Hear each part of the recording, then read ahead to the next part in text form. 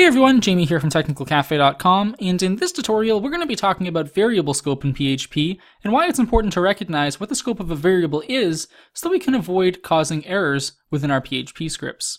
So all variable scope means is the area in a program in which a variable can be accessed or used.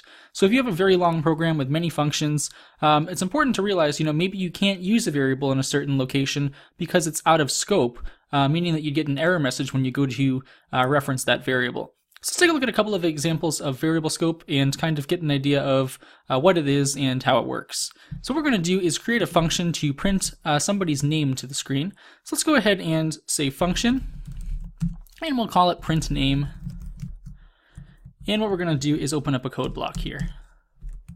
So within this function here, what we're going to do is define a variable. We're going to call it name, and we're going to set it equal to whatever name you want. So I'm going to use my name, and then what we're going to do is echo that name to the screen. So echo name.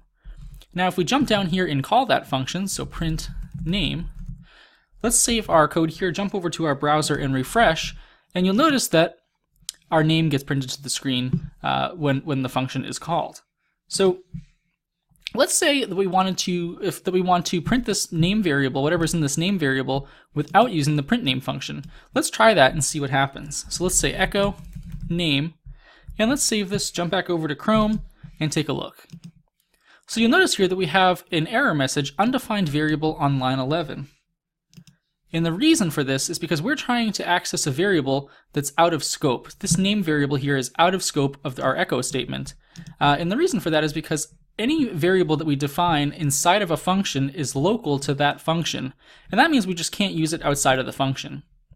So let's go ahead and say we define what's called a global variable, or a variable that's accessible pretty much anywhere within our PHP script.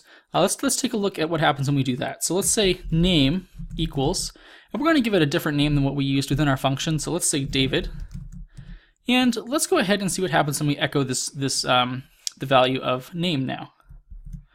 So if we jump over to Chrome, refresh, you'll notice that we get David. So let's say that what we want to do now is call our function. Let's delete this now that we already have another name up here. Let's delete this and call the function print name and see what happens.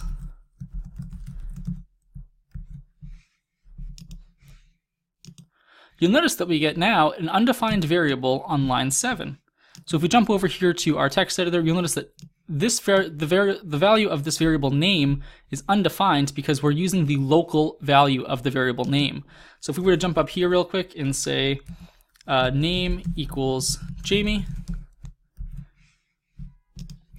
and then jump back over to Google Chrome here and refresh, you notice that now we get Jamie when we call our function, even though the global variable with the value of David is assigned up here as well. So this is just one thing to notice, that when we're using global and local variables, they might not be doing what you expect it to do when you go ahead and call a function or print some text. So let's say we want to access the value of this name variable within our local function here.